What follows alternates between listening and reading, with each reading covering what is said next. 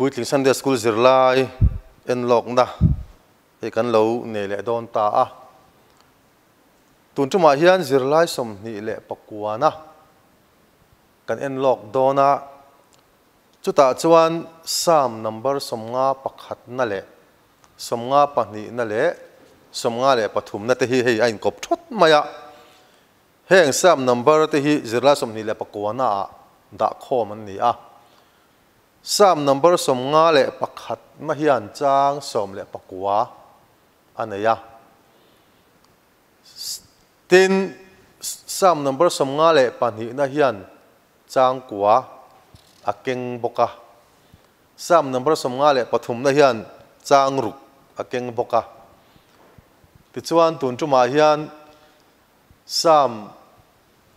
ava in chang sam number somnga pakhat somnga pahni somnga le pathum abel khom hian chang somthum le pali ani a chung te chu kan han en lok don ani a po ni sela en lok na lo thlir tu te zong zong ama sa in lalpa iswa mingin chibai kan buk masapot chawani e sam number somnga le pakhat na kan kal nga langa sam number somnga le pakhat na hi athu pui chu ngai dam dil na ti ni a chumi ngai dam dil na chuan lal davida chungchang thu kha ani deuh bera lal davida hi chu tunge ani a enge ani kan hret lang puya tin achan chin te po Samuel le kha buwa te po kan mu a Chronicle sa te po kan mu a ti chuan achan chin hi angai nom ma lal davida hi kam thiat vek angin achan chin atang hian zirtur tam tak ring tu te po hian kan nei ani chun voina po hian sam number somnga le pakhat na chang khat atanga chang som le pakwana chunga hian lal davida kholo na le thil ati sual awanga lungai na name lote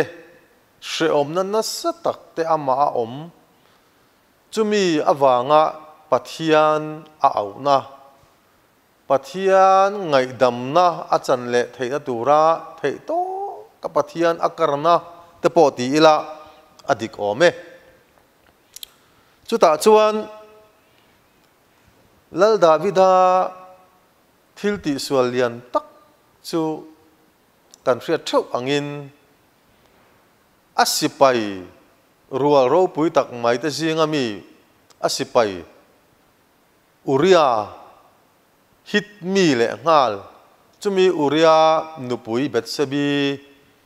laka achet sualna ani a chumi achet sualna chungchang thu chu zol nei na thanan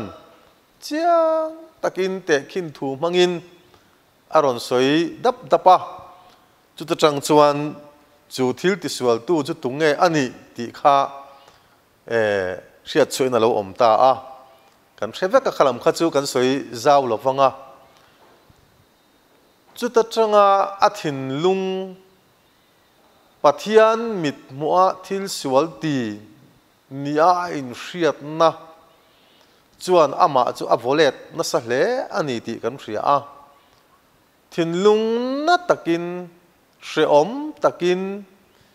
biak buka te po kal chak em kal hlei thei si lavin nun kho har takin awmani ti te po kan hria ani chu tianga nun hreom nun kho har pathian ngai taka om laya pathian ngai dam na achan le theina tura pathian ne na adil na chungchang thu ani bera sam som nga le pakhat na hian min ko atum be min ko mo tum bera chu le min sirtir bera chu ni a chulaya chuan kan hriat photo ang khan helai thu a mi hring te kholo na le he kan pian ma renga nu ina min pai lai reng po a misual kan ni to na chung chang thu te helai hen aron soi lang boka tin chumi lo le a chuan nun she om taka om pathian hlata om kho har thak zia te she om zia te a riat awangin a kholo na zong te tleng fai thei tu tur chu pathian chamani ti ria in a kholo na te po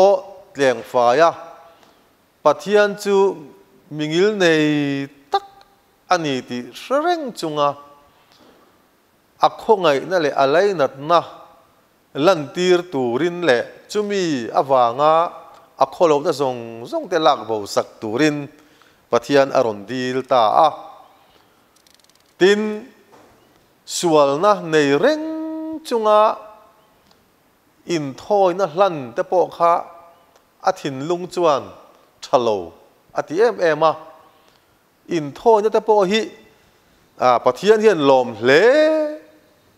ni sela in thoi na zong hi pom vekin lom vekin pathian ti lom tu ni vek dom ta ang se lal davida hian ni tinin hal ral thil hlan te po hi a hlan thei ni ti po hi a lang renga ma se chu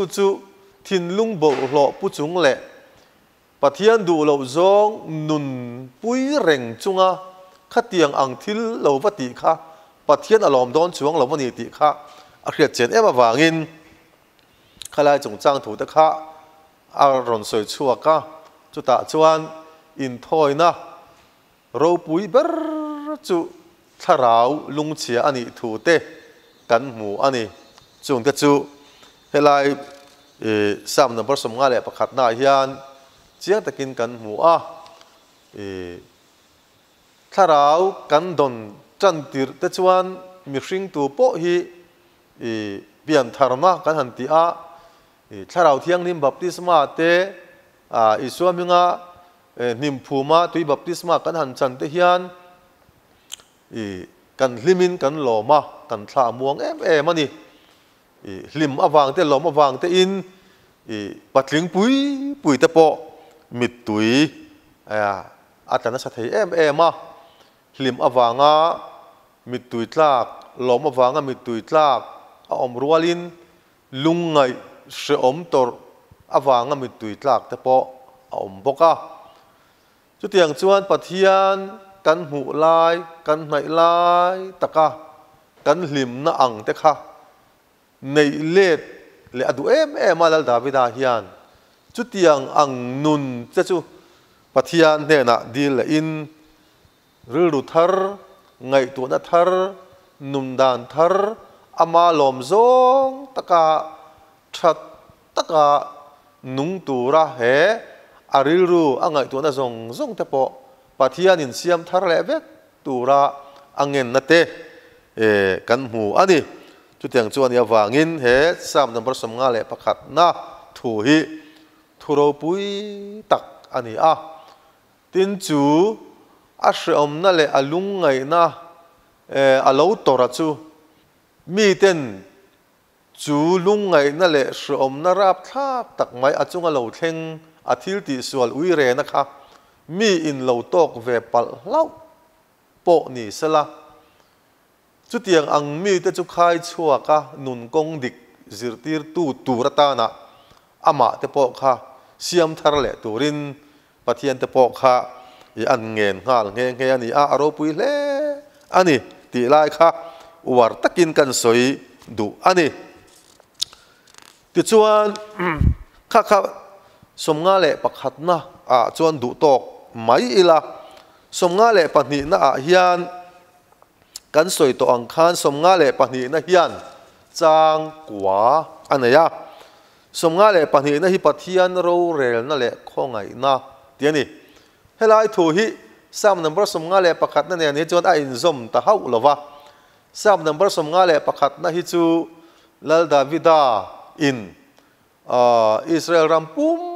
puya lal ni aro arel lai ani a tuna sam number som nga le pahni na kan zir tur ero hi chu lal ani ma lal sola Israel rampum puya lal ani lai le lal solana aum lai tin lal Davida po Ahimelech kan hne na ava tluk lua Ahimelech na alo hum him lai chumi chungchang thu Edom mi do ekana solan hne na ava hriatir chumi boruak vela tang chuan he la hi ron pho chuak ta kha ni a ta chuan abu chung thua po hian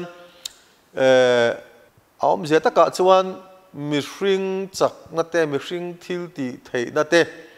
chuang tu te chu lalpa in anuk thale thina an chapo na sang tak atangin niam taka aron choi niam le thina ni ti te tin thil thalo ti tu te mi kholo ho te chu lalpan ala ti che zel don ani ti te kha ti lai hian min ko mu a chulaya chuan ama lal solap ngei po kha helai thu hian ava kok de ngarem o ti te po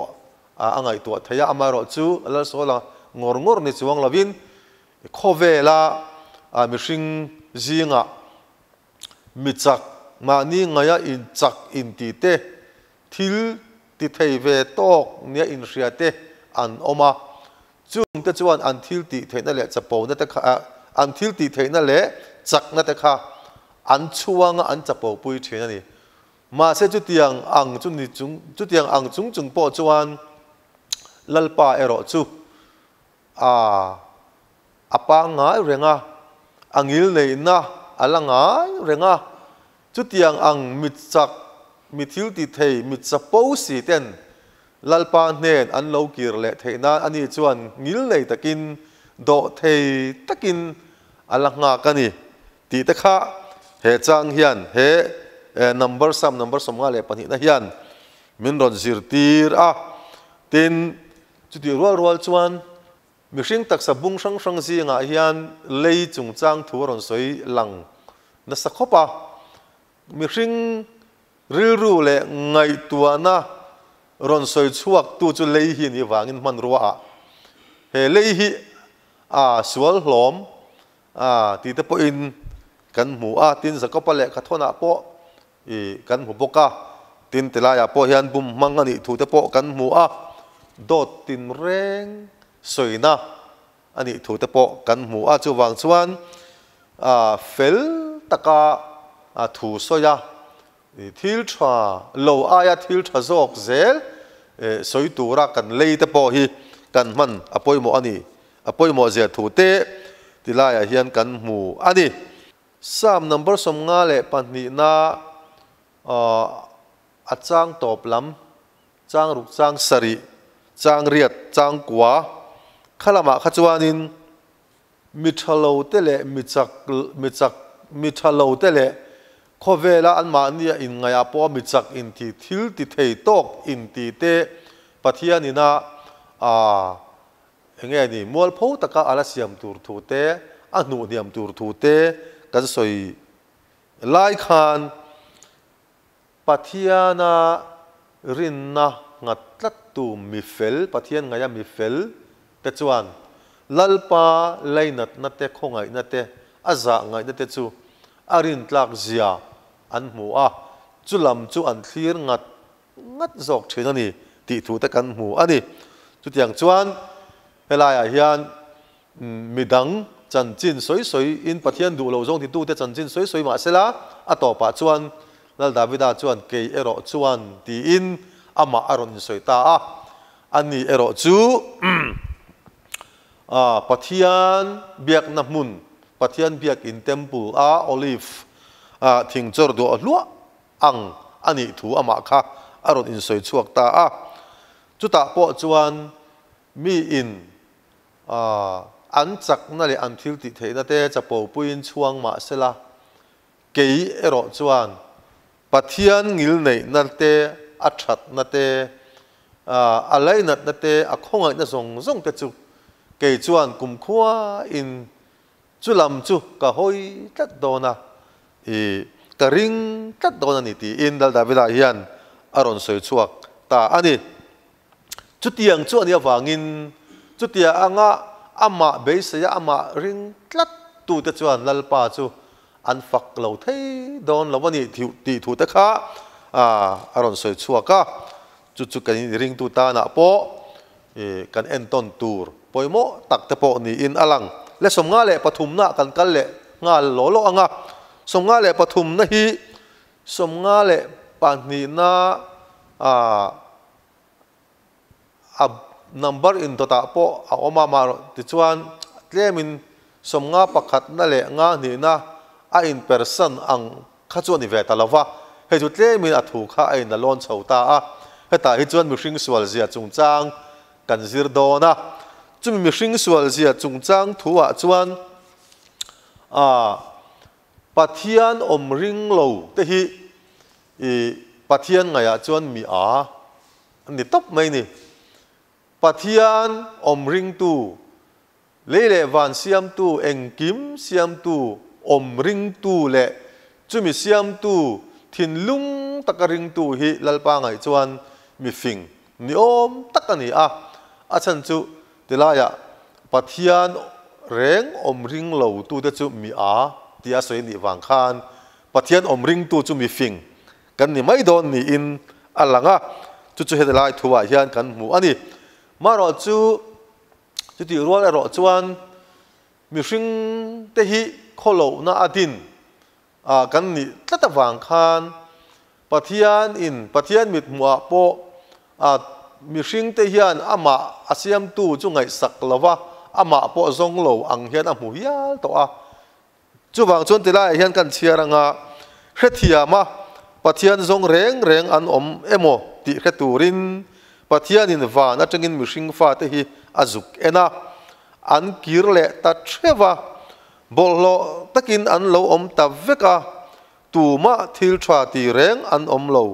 pakhat ma an om lo ti in pathian hian aron soi chuak angin sam ziak tu hian aron tar lang ta chu ani hei hi tirko pola ngai po in rom le khathona ron la chuakin tuma mi fel an om love pathian zong reng po an om love ani lo lama an peng ta veka atyang deuh khan helai thui ron la chuakin rom le khathona po khan ron mangani ti te kha kan soi zok dua ti chuan he chang he number som nga le pathum na thuwa hian chutiang ang chu ani awangin misual mi hring te sual na sat zia te pathian lele van siam tu anma ke ma ni ngei po en kol tu mal matam tak din tu apo chu hello lekin anma ni nun khonom na tur te anma ni du dan ang te an ngai dan ang te kalmia me in hun khan mang thina chula ya chu lo na reng om lo na reng om lo na hun emo lo na reng om lo na hun emo po in soi anita chu pathian an hriat lo lai pathian reng om lo an ti lai an thil ti reng chu thwa dik ti vek khun lai kha ni ma se chu tiang ang mi te chu lalpan eng tik ni emo chuan an la ti chevek dona hun thalo an chunga ala thleng don ani ti kha aron soi tum ani ta hemi cha number som nga le pathum na atop na ber changruk thu ero hi chu hun lo la om tur thil lok na ang te po in soi ta ila i afu mai ome hela i thu hi chu nakina Israel hote an sultan na namdang laka Assyria sala emo Babylon sala emo an ta na khami atanga an lo kir le hun tur chungchang thu zuk soi chuana kha ani hun ola kal le tur hun ola om tura thil lo thleng tur soi lok na ang te po in angai thei ani ti khan khang te kha tun chuma Puitling Sunday School zirlai bu zira som ni le pakwana ka han en lok thei ni ta sela chuan zona a oma zona hi pahni a oma